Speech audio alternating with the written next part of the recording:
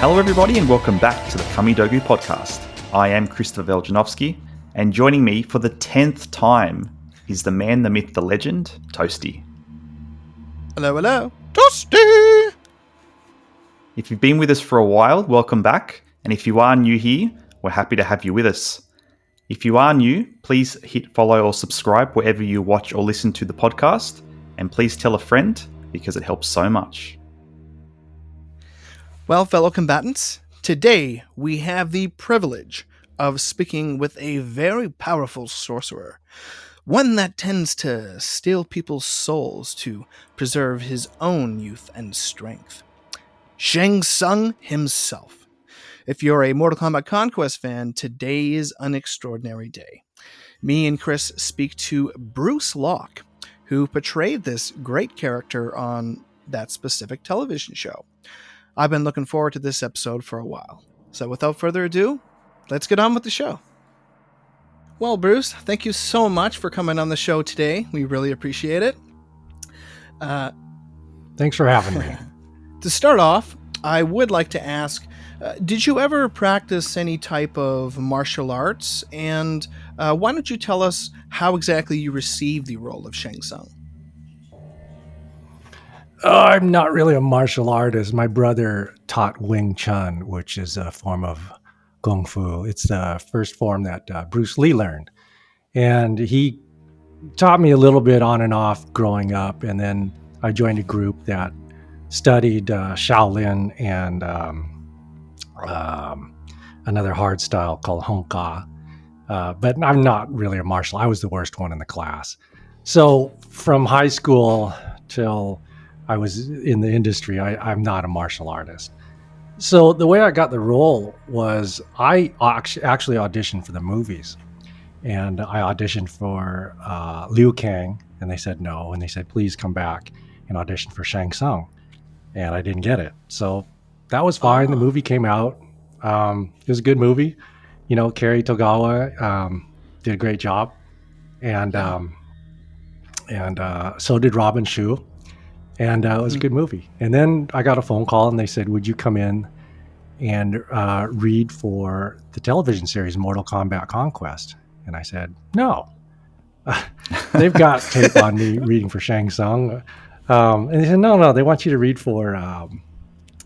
So I said, no, I don't. They have plenty of tape on me. And I'm not going to change anything. I was happy with what I did.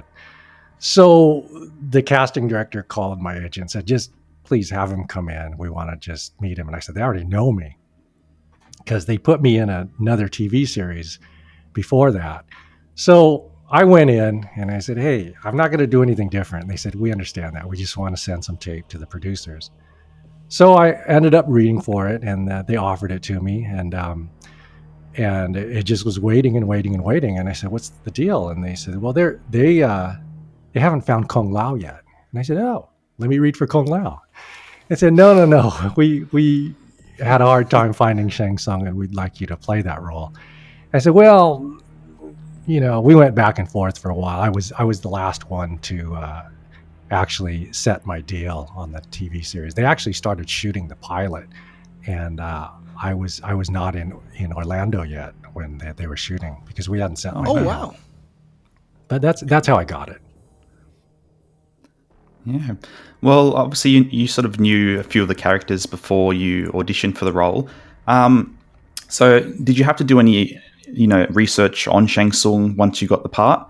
And I understand you were given a Mortal Kombat Bible of sorts. Could you tell us a little bit about this book and if you still have it to this day? I do have it, and so many people have asked me about it, wondering whether it was real or not. And I pulled it out not too long ago, and the only thing I misquoted was the length of it. It wasn't 96 pages. It was much shorter. But I did not know much about Mortal Kombat. I'm not a gamer, other than when I auditioned for the movie. So when I got it, I read the Bible, and it's a complete breakdown of the whole franchise, the characters, the storylines, and the rules of the mythical world, etc. And that sort of was the framework of Mortal Kombat. And based on that, you just, as long as you adhere to what's in the Bible, then it's your job as the actor to bring what it is that got you the role, something special to, to the party. Okay. Just out of curiosity, did you ever have the pleasure of meeting Mr. Takawa? Carrie and I actually worked together on a television pilot for CBS, a cop show, and we No were way. playing cops early on in our careers in the 80s. And it was a science fiction show called The Bakery, and it dealt with the same precinct in the past, the present, and the future. And Carrie played the mean cop, and I played one of the good, nice guy cops. And I wanted to play the mean cop, and they said, no, we have the perfect guy for that. So Carrie and I have known each other for a long, long time. And you were both in Hawaii 502, weren't you? At some point. Yes, we've worked on multiple shows, but not together. And actually, he had a great role on the Amazon series, The Man in the High Castle, which he's gotten much acclaim for, the Tagomi character. And I ended up coming on season 4 as General Yamori, who heads up the occupation. And it turns out my character killed Carrie's character. And, Oh wow! And I didn't put all this together because I've known Carrie for such a long time that Carrie's Carrie, I'm me. We go about our careers. But then one of the fans said, "Hey, Shang Tsung killed Shang Tsung," and I thought, "Wow, that's really interesting." And they were before the 4th season came out, they were wondering whether we would have any scenes together or any confrontations. And I thought, wow, that's actually a brilliant idea that I think the writers might have maybe dropped the ball a little on High Castle. That would have been a really interesting fan moment. Yes, absolutely. So, Bruce, I understand you had a double for the majority of the fight scenes. However, were there any fight scenes at all that you slightly became like more involved in? Can you think of any off the top of your head? Because, for instance, I know Palo Mantelban, about halfway in the show, you can see he actually got more involved in his action scenes. Right. Paolo came from a musical stage background, and so his choreography and his familiarity with the martial arts just naturally got better.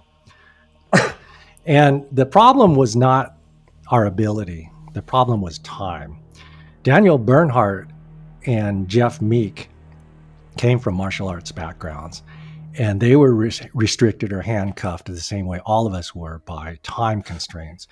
So I had done martial arts shows before, so it's not a stretch for me to do a martial arts fight. The problem is that I think we're on an eight business day shooting schedule. And when you're shooting, they're shooting simultaneously with a whole nother unit, the fight, because we didn't have time. It's a very tight time frame. So what would happen is they would shoot with the stunt doubles while we're shooting the acting scenes. And then if they're resetting a light or you have 15 or 20 minutes, they'll get on the radio and say, "Hey, is Jeff free? Is Bruce free? Can we get him over to the second unit for some inserts or for some quick fight shots?"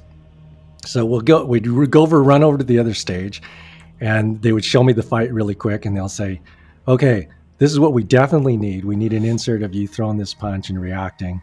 And then beyond that, we got 10 minutes. Can we shoot some more stuff?" And my limited memory is, okay, I got 3 moves at a time that I can remember on the fly without rehearsal. So I said, "Which 3 moves do you want?" So I said, "I can do those. So we'll shoot those." And they'll shoot that from a couple different angles. And they said, "I can do this one." And then you get a radio call, and they said, "They need you back on the other stage." So it was so tight with time frame that we didn't have time to rehearse the fights, all except the pilot episode when I fought all those fighters and I ended up fighting Kung Lao. That one we spent a little bit more time on because that was the first episode. Okay. Very good. I know it's going back a little while, but could you tell us maybe a bit about some of your favourite or least favourite episodes or moments from the show? Oh, I really only had good memories. There were only a couple times we were running behind on getting scripts, so it became problematic to get a shooting script shortly before filming and not having time to work on it, mainly memorizing it. And I remember one episode in particular, Tracy Douglas and I got changes to scenes literally that morning while we're in the hair and makeup chair. And I know I was panicking, and Tracy, to her credit, she's a lot brighter than most people. She just started memorizing, and I said, "Hey, I'm not that bright." So we got out there on the set, and it was hell getting through these scenes. And what was difficult was the crew did not know that had just been given these scenes. So what they saw were actors that were not prepared to shoot and taking up valuable set time while they're flubbing their lines. And I realized what was going on, and you keep going, and then at one point the frustration says, "Hey, this is not what's going on," and I got really pissed. And I told the producers, I said, "Hey, everybody needs to know what's going on, and I'm not the bad guy." So that was really frustrating. But other than that, I got to say, it was a dream show to work on. Do you, by chance, remember like the premise of that episode? What episode it was?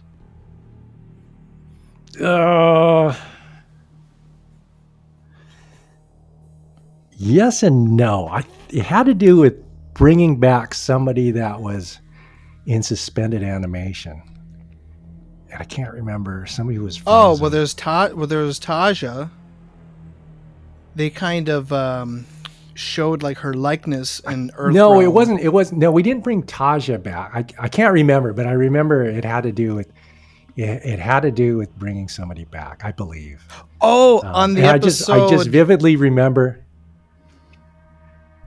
Festival of Death. Yeah, you bring somebody back to go and fight Kung Lao in Zuzin. Yes, that's a possibility. And I remember being on a very simple set with a background, and the camera's on me, and I'm sweating bullets because I only remember the first sentence, and everybody's looking at their script, and we have what's called a continuity person, which makes sure that you pick up the cup at the same time each take, and you say "the" instead of "it." And I could see her with the pen. And I kind of flashed in anger. I said, "Hey, put that shit down. What comes out, comes out." And she didn't know that we had just got the script. So she's thinking, well, you need to say it like it's written. And I'm like, no, I don't. And the producers, you need to step up and tell everybody what's going on. And I just remember standing there and trying to defend myself and saying, look, let's just get what we get, and I'll stick to the story, but you get what you get. Yeah. Bruce, I have a question about the episode The Master. There's scenes where you're that was my favorite, yeah. Oh, okay, there we go. There's scenes where you're about 500 years old or so. I'm sure they must have applied a lot of heavy makeup and things like this. How long did it take for the team to apply and perfect that? Yikes. That started a couple weeks before we shot, where Lee Grimes, our head makeup artist, had me come in, and we did a lot of testing weeks before. And then as the countdown came down, we started to finalize, okay, this is what's going to happen. And involved in the testing, we did full live casts of my face, and then we did he did tests on his own with latex to say, oh, this looks good, or let's have him being balding with gray hair, blah blah blah. And then when he said, I think this is what we want, he said, let's try it on Bruce. And so as the days came down, we would try it and perfect it. And I think it took about 3.5-4 hours to apply. and you just got to sit there and just zone out and just say, just sit there. And then when you open your eyes, it's all done, and it's very shocking. And you feel like you have something on your whole head that you want to scratch off, but you got to just zone it out. And after a few hours, it becomes okay. Mm-hmm. Did you happen to keep anything from the set at all? I wish I did. That's the one thing in my career that if I could go back in time, I would collect little mementos from the shows that I love. The one thing I do collect are the chair backs on the director's chairs. When you they'll have generally the logo of the show and your name on it. And I like to collect those. Those are fun memories. For sure. Can you think of any scenes in the show that you had filmed or perhaps were originally planned but didn't ultimately make the cut for the show? No, it was pretty tight. They basically shot what was written and aired what was shot, which is very unusual. Okay. So that was very surprising, in a good way, because you knew that your efforts were not being wasted. I mean, sometimes they might have used takes that I didn't prefer, but the editor and the director, they're the ones shaping the story ultimately. So you serve the story. Yeah. You went on file to say that you sort of had kind of a funny moment or a blooper, if you will, that involved a horse. You were trying to slap it and get it to go. Yeah. When you described that scene, I couldn't think of anything of that nature on the show, which was strange. But I do remember in the episode Flawed Victory, a man tries to strike you, and just before he does, you steal his soul. I do remember that much. Maybe that's a moment that didn't make it to the screen because I couldn't get the horse to run. We're out in I don't want to say the woods, I guess the undeveloped kind of Everglades land in that Disney owns, and we're using that as our exteriors. And I just remember it was hot and sticky and bugs everywhere, and there was a moment where I entered the scene and the horse, we wanted the horse to go away, and I said no problem, I'll just be Shang Tsung and I'll slap him on the rump and he'll take off. And I slapped him and he kind of shivered a little and didn't do anything, and everybody started laughing. I said, wait, keep the camera rolling. So I stepped out of the camera, I came back in, and I really hit this horse. Like, I slapped him, so he'd take off. And he didn't do anything, and he just kind of looked at me, and I said, okay, this isn't going to work. And everybody just laughed. But I also remember on that same episode, Kristana, one thing you need to know about Kristana Loken is she's fearless. There was a snake, and I believe it was a water moccasin. Wow. And everybody backed up. And we had many safety meetings about spiders and snakes, and you're going out in the woods or the Everglades or whatever, and there are alligators, and these are the precautions you take if you're going near the water, etc. So we all backed up because none of us knew anything about snakes. She looked at it. She walked right up to it and snatched it out of the ground by the head and looked at it. She goes, "Is this poisonous?" I couldn't believe it. and our safety consultant said, get rid of it. So she chucked it as far as she could. She goes, "Yeah, I just want to make sure." And I just have a whole new respect at that point for Kristana. I said, "You are fearless." She said, "Yeah, we had to get rid of it." Oh my God. That was amazing. That is not me. I would have run the other way. So as huge fans of yours, would you be open to looking into the camera right now and saying in your best Shang Tsung voice, "Check out the Kamidogu podcast," or "Your soul is mine"? Check out the Kamidogu podcast, or your soul is mine. Yeah. Incredible. Amazing. Thank you so much for that, Bruce. Thank you. Yeah. I was very keen on the performances as well, from the likes of Adani Meropis, who we've had on the show, and Jeffrey Meek, who played Shao Kahn Raiden. Could you tell us some great stories of working on set with them? Adani always thinking, always coming up with a way to make the scene unique. Jeff, Adani, and I shared a passion for sports also. So we all bonded at the gym, playing basketball, working out. Okay. I worked a lot with Jeff, and I have more stories with Jeff. I had known his work for a long time, and Jeff and I bonded. Tell you a couple of stories about Jeff. Sure. He had the flu in the worst way on the master, and at one point when I think Shang Tsung cheats in the tournament, Yeah, shoots a projectile. Comes up to me, and he talks about embracing the dark side, and he wasn't going to do. They shot him doing his dialogue, and I was standing across from him. They shot over my shoulder, and then he went and threw up. And they said, "Hey Jeff, you need to sit down. You need to actually go home, because we can have a double. We'll put him in a wig or in your outfit, and we'll shoot over the shoulder and have an assistant director and AD read your dialogue, and Bruce will just do that, and we'll cut that in."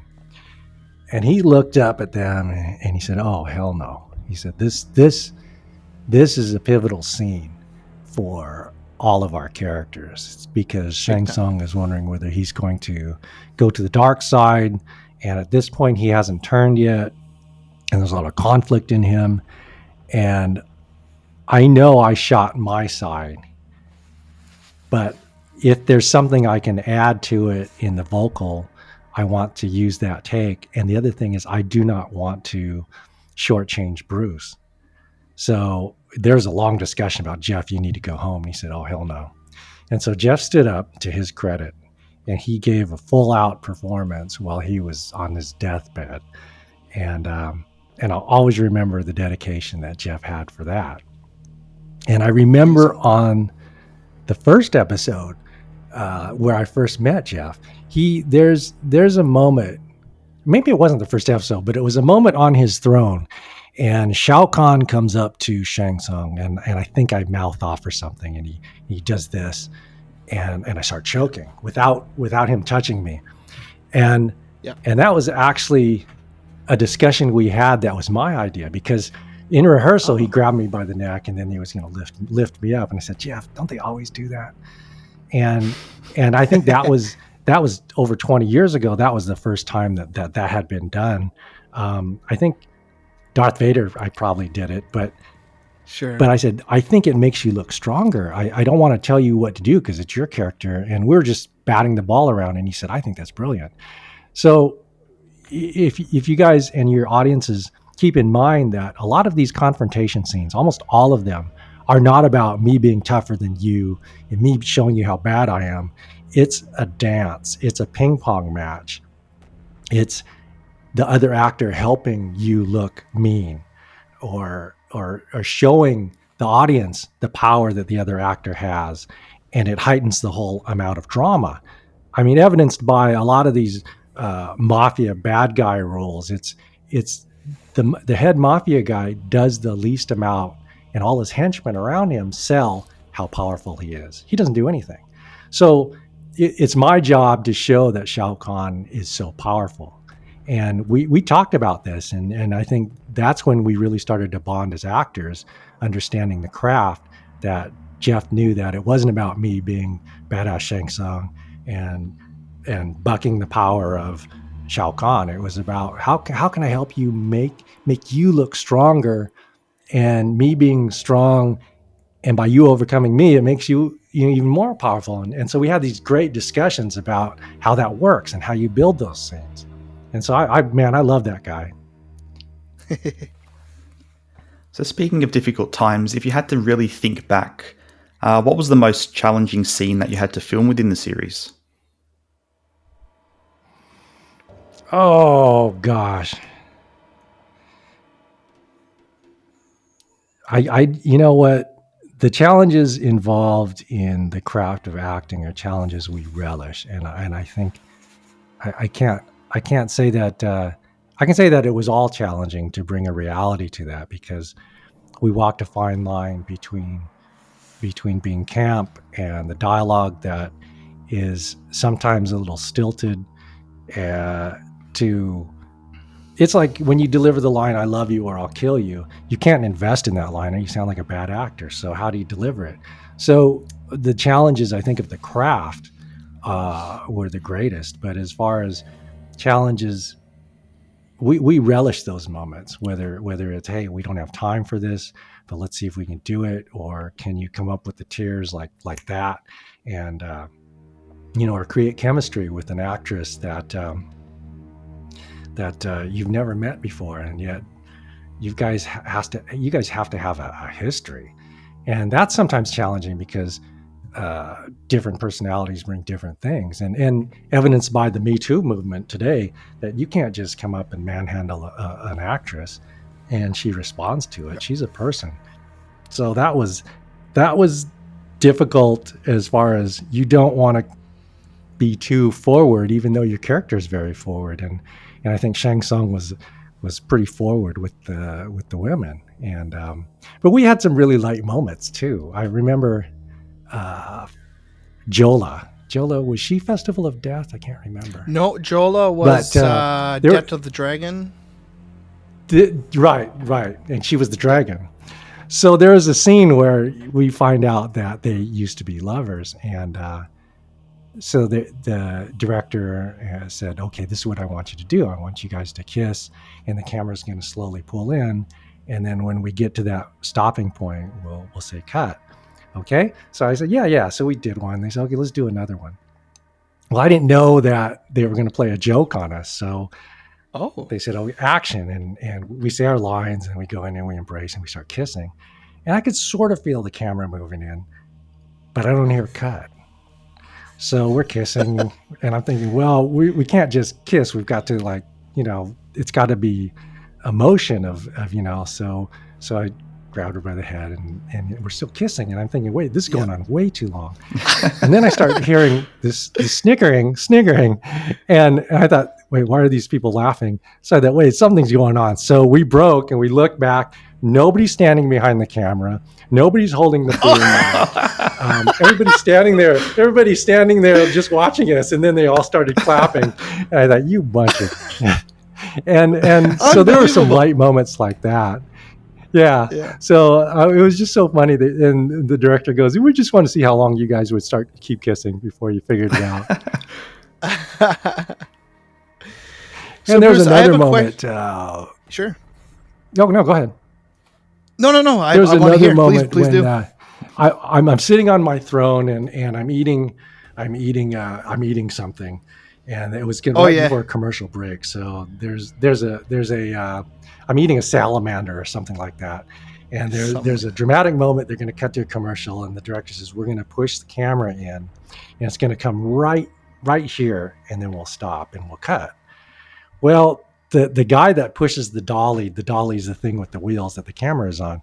He couldn't find the little chalk mark, so he was trying to just eyeball it.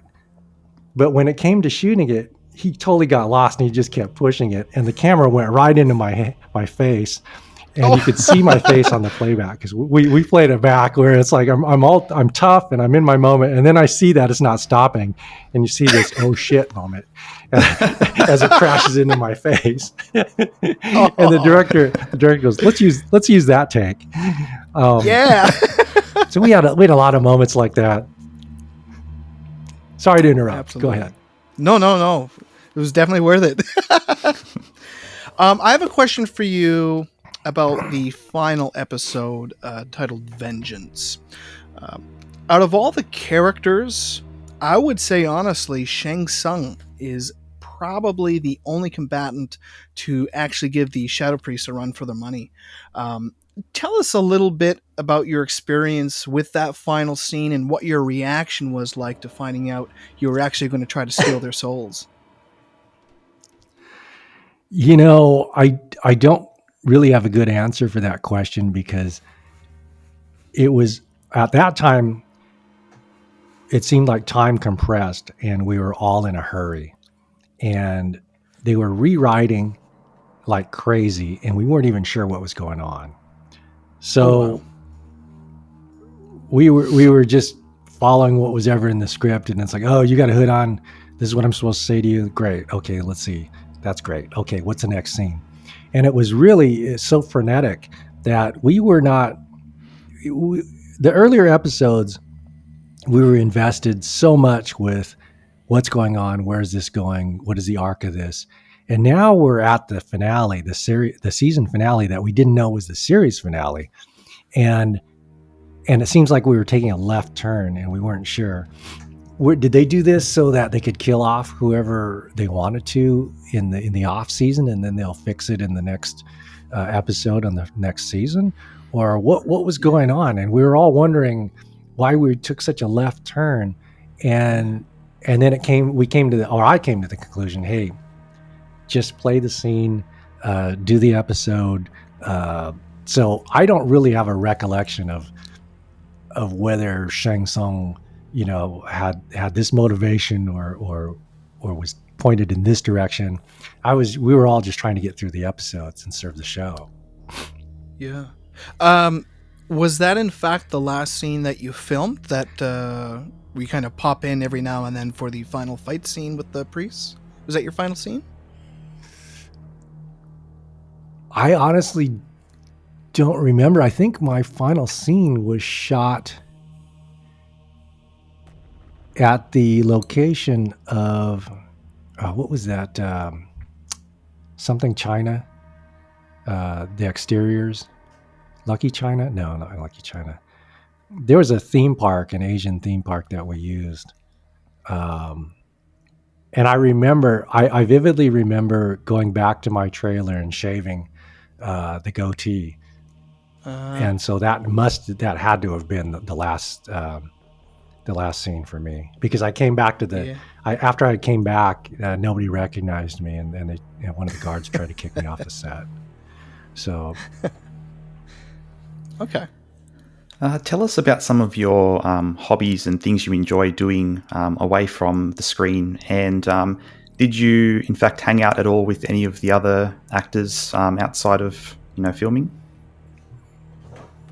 I spent a lot of time with Tracy Douglas and her husband Robert, and I spent a lot of time with Jeff Meek and Paolo, all in different ways. Tracy and her husband were more, we had meals together and we went to the movies, and they're very wholesome people. And Jeff and I were golf buddies. He's a jock. I mean, that guy is an unbelievable athlete. And so we lived across the street from a golf course.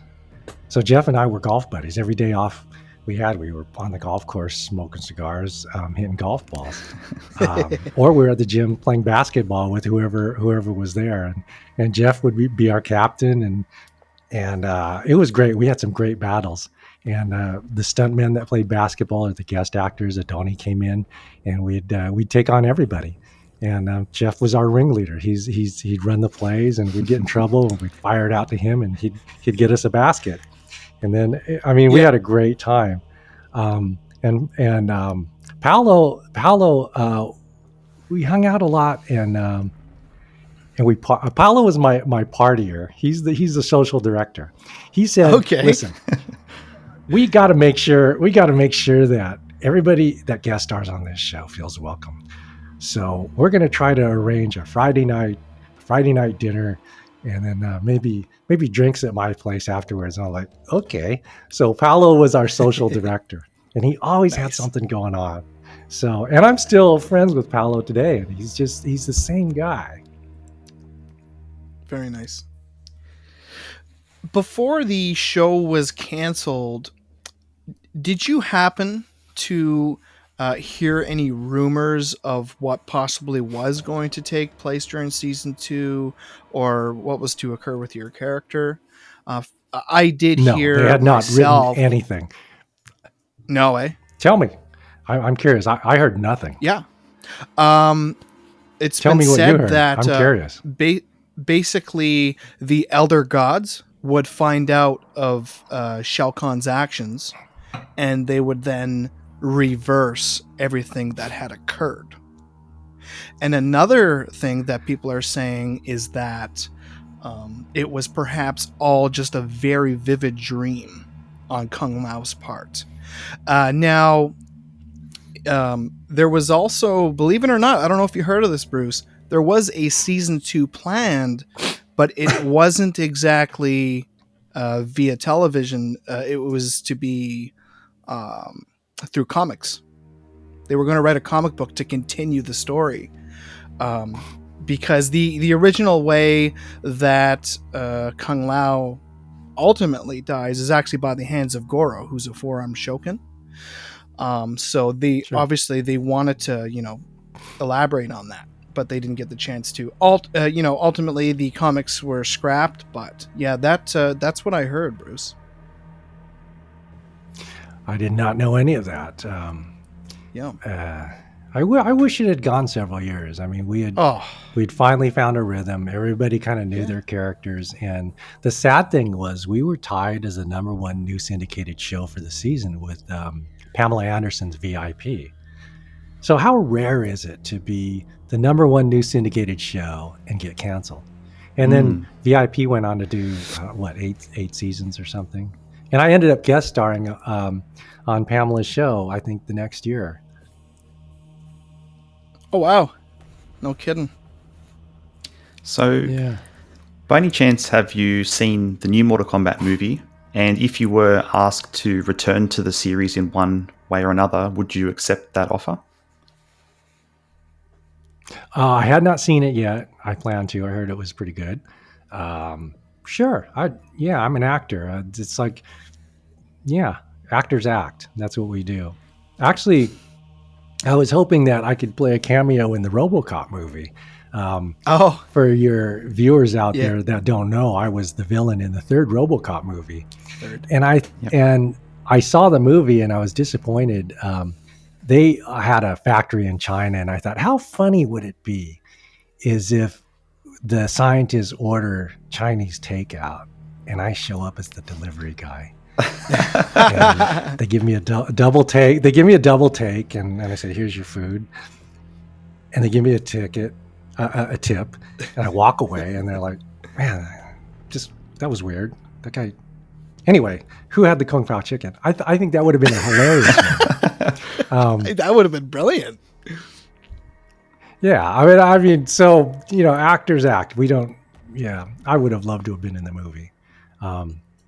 But it was great, and it's launching a lot of careers for the guys that were in that. Yeah. So Paolo mentioned about 6 months ago that you, him, and Jeffrey Meek apparently were working on, quote, a little something special for the fans, unquote. You don't need to reveal too much, but we're curious as to if that initial plan is still on the cards. This is what I'll tell you. It's probably not going to happen. I wrote a little 4-minute parody on what can I reveal? Kung Lao and Shang Tsung. Let me just say they're playing cards. And it's the same two guys that hate each other and want to kill each other. And Shao Kahn ends up coming to the room, and it's everybody's in character, and it's a parody. We couldn't get everybody on the same page as far as time frame, and I was trying to figure out whether everybody could shoot each one of their pieces on their own, and then I'll edit it together. And it became problematic about matching lighting and background. But I sent it to Paolo, and he just laughed, and he said, this would be great, especially pairing it with the release of the new movie. It still may happen, but yeah, and it was very tight as far as it's 4 minutes, and there's no wasted. And I shot some of the stuff, and I said, yeah, this is going to work, but hopefully it'll come off. You guys will be I think that sounds hysterical, Bruce. I'd love that. I would freak out seeing that. I'll tell you this. It involves a very hairy game of Go Fish. I don't know if you guys had that game. The game in Australia. Do you know what the game is in Australia? Yeah. Okay. That's amazing. Has to happen now. And someone tries to cheat. I'm not going to say it's me, because I think Shang Tsung is a good guy.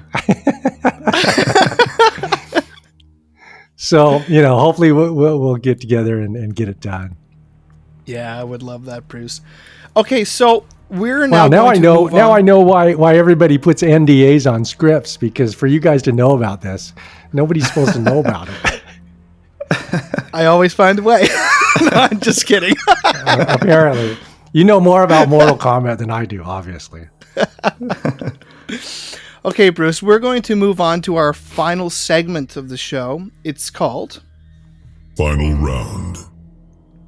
So what we're going to do here is just ask you about 9 quick questions. We're going to try to get to know you a little more. So to begin, Bruce, what is your favorite food? Sushi. Okay. What is the best piece of advice you've ever been given? Don't think too much. Just go ahead and do it. I like it.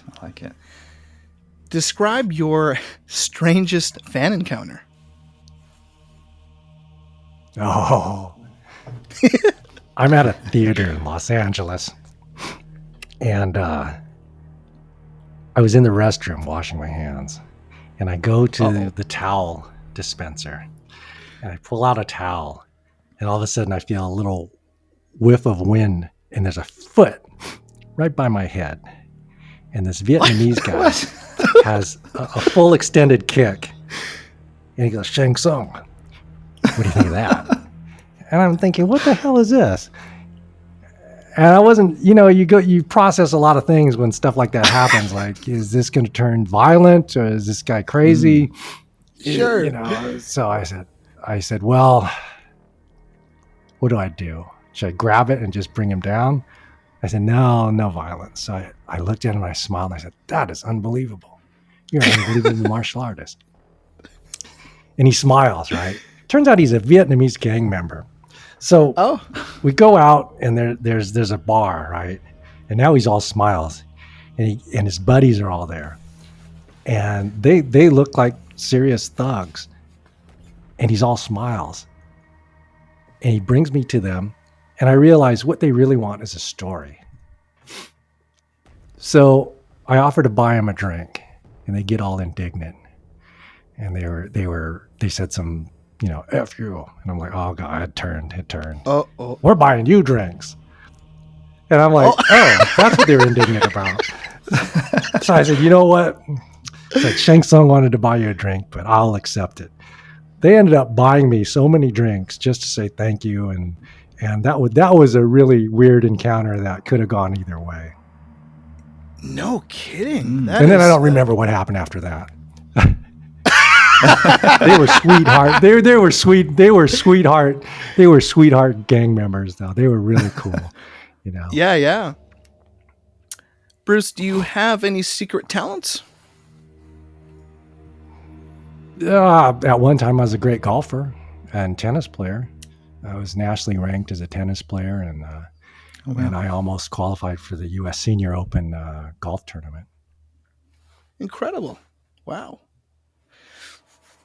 If you had to pick, what would you say is your favorite movie?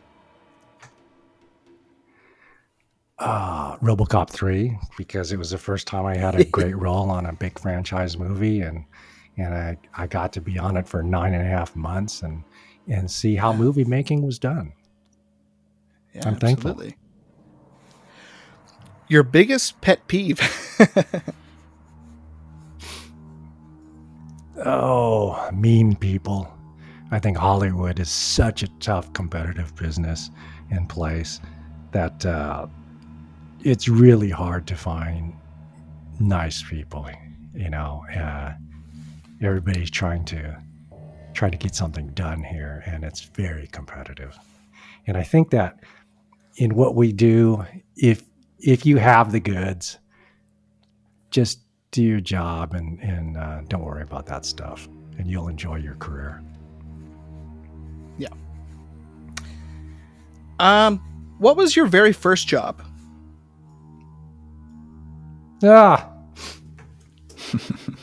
I got my Screen Actors Guild card with an insurance commercial called Equitable Life. And I had never been on a real set before. And when I got there, I saw all these trailers and cameras being set up and lights. And I didn't even know what to do. I just stood there, and this actress came up and she said, "Hey, let me help you check in." And I whispered in there, I said, "Hey, man, I don't know what the hell I'm doing. I've never been on a set. And I got this job." She goes, "Stick with me." The whole day, this young lady, and I wish I had her name. I'd like to thank her. She showed me everything. Even she stood there when I was on camera. And she said, "Okay, don't look at the camera. It's not there. It's a fly on the wall." I'm like, "Oh, okay, okay." That was my first job, and that got me into the union. And I was, it's great. Yeah. What is your guilty pleasure? Oh man, I love ice cream. I work out every day. Just vanilla? I got it. No, anything that has the word ice cream in it, I love it. I agree. Highly agreed. Yeah, whether it's milkshakes, sundaes, or just a scoop of ice cream, I love it. Oh, it's all good. Try to limit it, but I love it. Yeah, oh yeah, it's all good.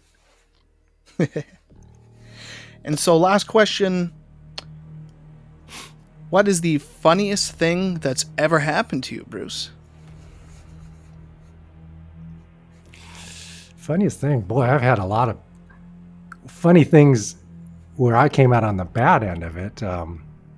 I've had so many things happen. I've been kicked off of more movie and TV sets than probably anybody in the history of show business. What? Even Mortal Kombat. No. Because I mean, look at this face. Does this face look like Shang Tsung to you? I look like somebody's agent or accountant.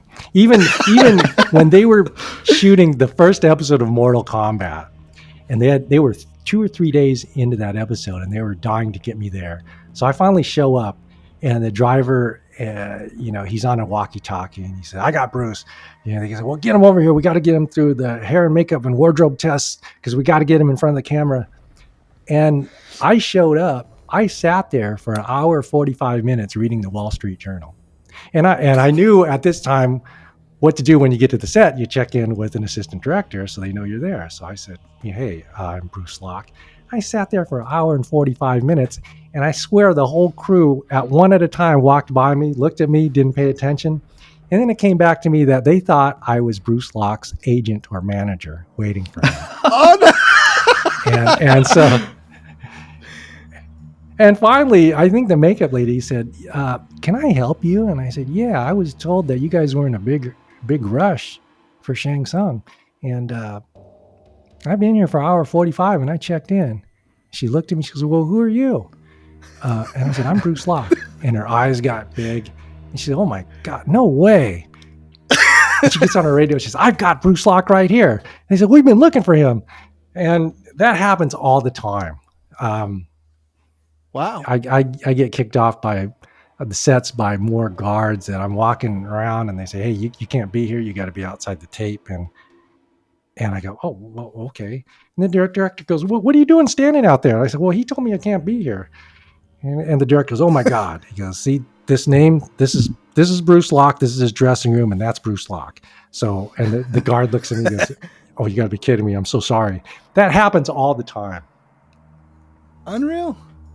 Because Wow. it's acting, it's acting. Well, Bruce, it's been an absolute honor having you on our show. Toasty and I are massive fans of yours, and we couldn't be happier to have you here. So thank you so much for giving us your time this morning. Well, thank you guys for having me, and I wish you the best of luck with everything. Okay, people, that's a wrap. Definitely a great day for us. Hearing these stories from Bruce meant a huge deal to me. Stay tuned to see more Mortal Kombat Conquest interviews in the near future. In the meantime, I hope you are all doing well, and our next guest interview is already scheduled. Okay, my friends, have fun, stay safe, and Stay flawless.